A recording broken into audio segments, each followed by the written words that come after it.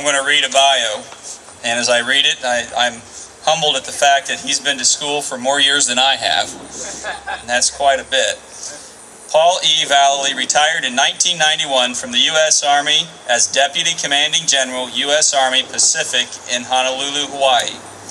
General Vallely graduated from the U.S. Army Academy at West Point and was commissioned in the Army in 1961, serving a distinguished career of 32 years in the Army.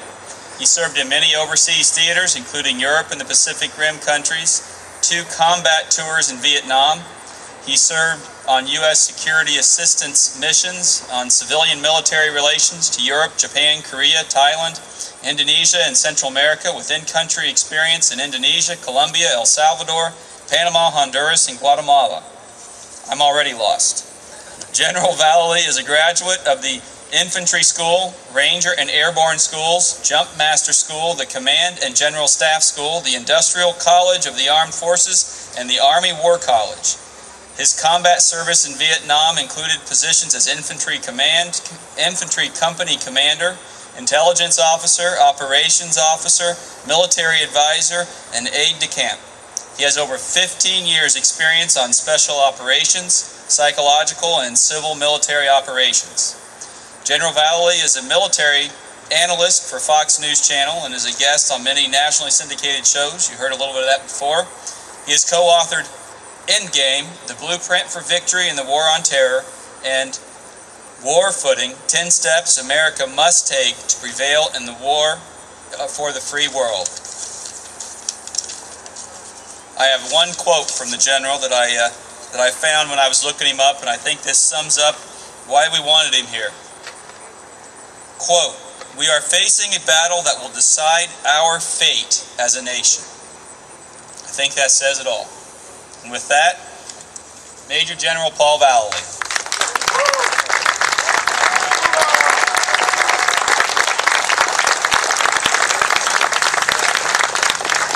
Thank you very much. Thank you very much. Wow, what a day. I'm the cleanup batter. So that's got to be hopeful for you. And I have my good buddy who sitting here said he's going to buy me a martini tonight. So what do you think? We probably all deserve one. What a great day. Thank you for coming. We should have 1 million people here listening to this. 1 million people we should have.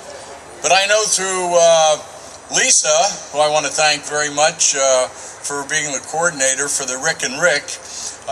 And thank you, Rick and Lisa, for everything. I mean, the support here will come out anytime.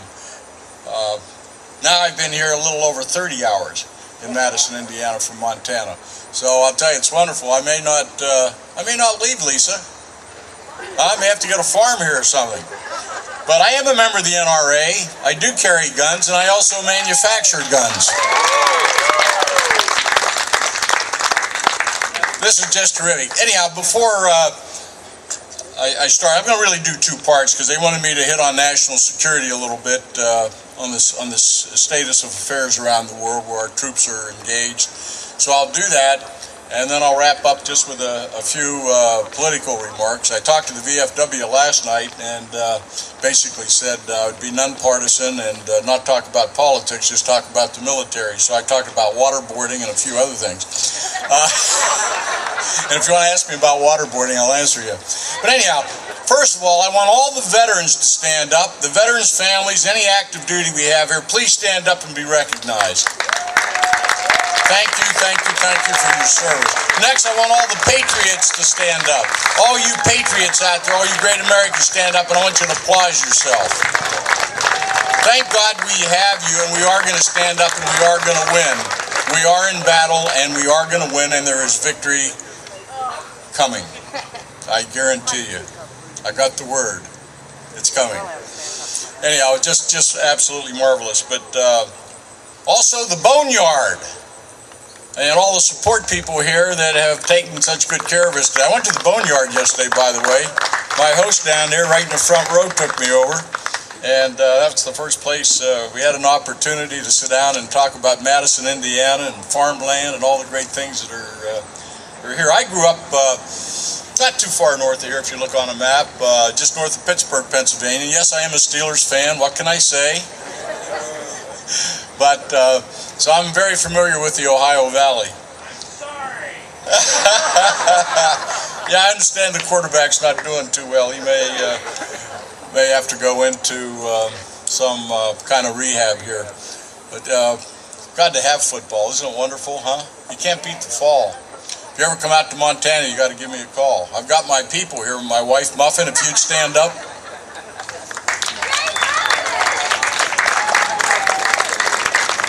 Muffin's father jumped in Normandy with the 101st Airborne Division. Parachuted in behind the lines in Normandy.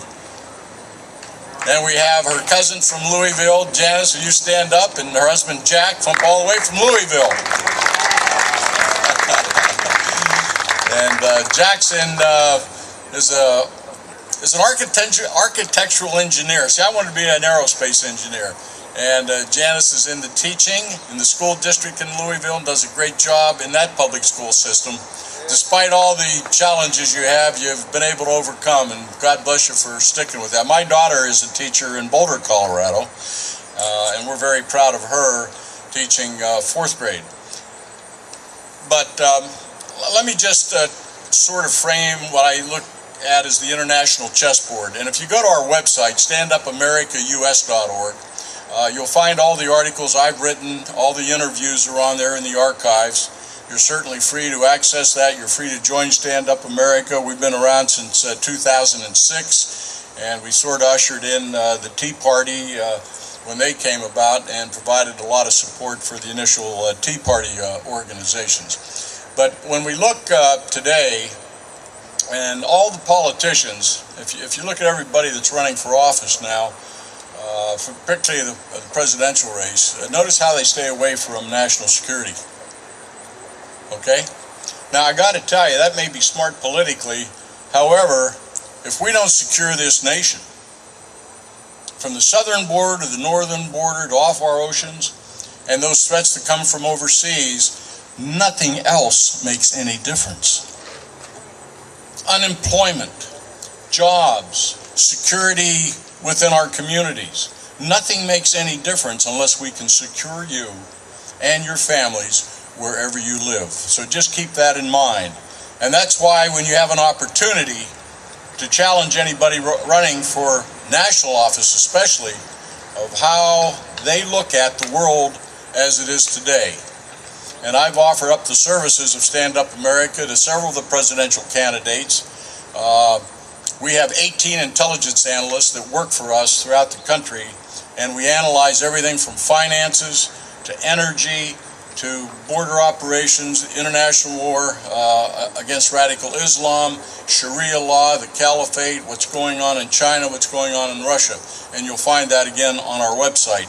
But we're very happy to be able to provide people, even like Glenn Beck. We provided Glenn Beck 2/3 of the intelligence he used on his show. Now we do that in the background. You won't see necessarily everything on the website because we can't put everything on there, but I guarantee you we're about 2 days ahead, 24 hours ahead of the media cycle, even Fox News, that I've been able to provide a lot of intelligence and what we call back scene of what's going on this international chessboard. Now, in 2001, October 13th, we launched 100 of our special ops and CIA paramilitary with backup air power from the Air Force and the Navy, and in 34 days we neutered and took down the Taliban and Al-Qaeda. 100 men, air power, 34 days. Bam! They're across the border. We didn't seal off the border, which wasn't too smart. But we did that to attack their training areas, which had fostered the attacks on America on 9/11. Now, I said at that time, because I could see the strategy changing about January, December of 2002. And I can remember being on with my buddy, Tony Snow. You remember Tony? Great guy, died of cancer a couple years ago, a great friend. And I said, one of the problems may be if we don't stick to an unconventional strategy, a special ops strategy against the jihadis and against the nations that were sponsoring terrorism, that we're going to go down the wrong track. So for almost 10 years now, we celebrated, what, the 10th anniversary in Afghanistan yesterday? 10th anniversary, all right? And going back to Muffin's father, we defeated the Japanese and the Nazis in 3 years and 9 months. Victory. Now, in the beginning of 2002, we started to convert to a conventional strategy. We started putting in larger units. We started putting logistics in that we could support the base development and these outposts. And then we became involved in nation building. Now, I'll make one note here. The United States Armed Forces should not be used and must not be used for nation building of other countries. It's not their job. Their job is to protect us and secure us, strike the enemy, and come back home. A very good friend of mine who still is one of my confidants is a Lebanese colonel, Christian Lebanese. And my good buddy Naji told me, 2002, he said, make sure you tell the generals and admirals, do not put any bases into the Middle East. Use proxy forces, target the individuals and the units and the cells over, just like we did in Afghanistan. He said, because the Middle East will become a giant sponge for all the human and financial resources you can put into it. Over $460 billion alone just into Afghanistan. Where's the victory for America? Iraq now is so controlled by a gentleman named General Suleiman, who's the commanding general of the Quds Force of the Iranian Revolutionary Guard, controlling and influencing almost everything that goes on now south of Baghdad with the Shiites. And then we want to leave 3,000 troops over there in the next 6 months for training. It'll be a suicide mission, just like the 241 Marines, Beirut Airport in Lebanon in 1982. So just keep this in mind. We need a new strategy. I've written the strategy. It's called the Lily Pad Strategy, Joint Strike Force Operations. Again, it's on the website. You remember, I think it was about a month and a half ago, the Obama administration, the White House came out with a big announcement on the withdrawal from Afghanistan. For those of you who've been in the military, as a general, an admiral, as a colonel, as a captain, you never tell the enemy you're going to withdraw. We're going to reposition the forces for tomorrow and the next day, and your ass better be ready. Because if you're a threat to the United States, we're coming after you, we're going to terminate you, we're going to destroy your effort, and those young men and women are going to come back home. We can strike anywhere, anytime, within 24 hours. We need good intelligence, but we've got the structure to do it. No more nation building. No more foot patrols in Afghanistan. Kids being blown up. Over 40,000 now wounded, mostly by IEDs, improvised explosive devices. Wounded for life.